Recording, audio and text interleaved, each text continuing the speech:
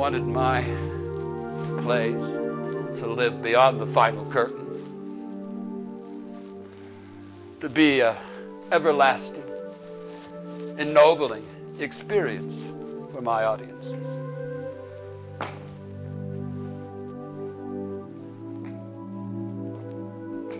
Born in a hotel room and goddamn it died in a hotel room. And according to my third wife, Carlotta, who was at my side at the time of my passing, those were my last words. And, there was much more I could have said, should have said, but one doesn't always get a chance to plan one's last words. They just come coughing up or gurgling forth. And of course, everybody has a different idea about what those last words should have been. For example, I'm in the hotel room here in my deathbed. Outside the hotel room door are a group of people waiting to find out what my last words are going to be. Well, I die. Carlotta goes to the door. She opens it. Well, Carlotta, he's dead. Well, what were his last words? Well, his last words were, born in a hotel room and goddammit died in a hotel room. He said, what? He's not going to get away with that. And so they all come rushing back into the room. They pick up my neck and they try to choke me back to life again, saying, wake up, you old bastard, say something important.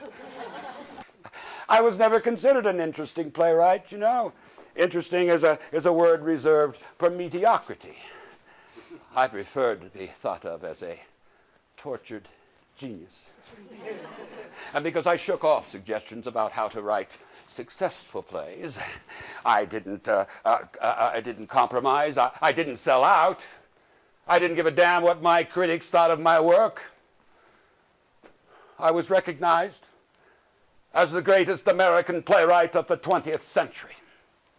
The ballsy-ass drunk who gave birth to the new American theater. And to write true beauty, one cannot be concerned with the mundane, the trivial, the banal motivations of his characters. James, I think the toilet's plugged up again. And there's a squeak in that screen door, needs oiling. Oh my God, eek, eek, eek, there's a mouse in the kitchen. I could care less about the damn rodent. I was a big game hunter. And my prey was the tigers in the parlor. And when you have tigers in the parlor, you have but four choices. One, you run like hell. That's farce. Two, you make friends with them. That's comedy. Three, you shoot the sons of bitches. That's melodrama. Or four, you do what I did. You create yourself a cage. You invite the tigers inside the cage. And then you step inside the cage with the tigers. You close the cage door. You lock it.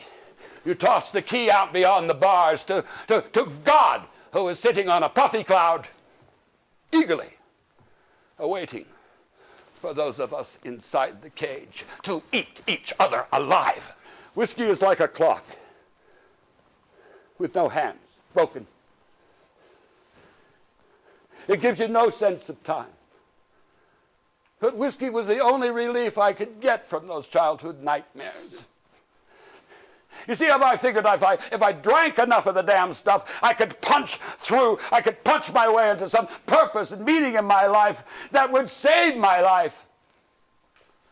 Let me be my own man. Let me find a clock that kept the damn time. It didn't work. I could hear a little ticking, but I could never hear the talk. Because every day, morning, late at night, didn't matter. I'd wake up in my little bed-bugged room above Jimmy the Priest Bar in Greenwich Village. You know, one of those dives where the walls move when you turn on the lights. I'd wake up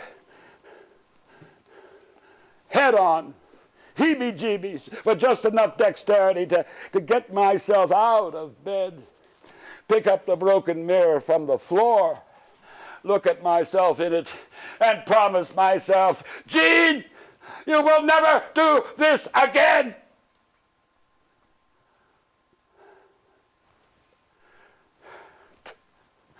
"20 minutes later, I'm diving back into the John Barleycorn again, trying to punch some meaning into my life, trying to punch some purpose into my life. And then it dawns on me, crystal clear, midnight clear, there is no purpose in life.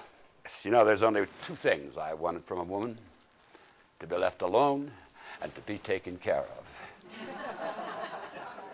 And Carlotta delivered in spades. Oh, she knew the game. And then we got married. And the game changed. Why did they do that? First thing she did was close down the damn bar, demanded I lay off the booze. The second thing she did was demand that I write great plays. Hell, I thought I had written great plays. No. Carlotta made it her life's mission to stoke the fires of my anguish. She made me write till I cried.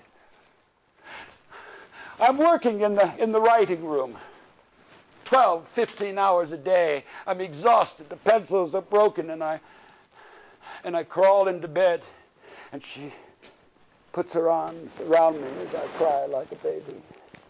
She holds me tight like Mama never did. It's all right, Gene. It's all right, baby. Now, go along back to the writing room and finish the last act of Long Day's Journey into Night.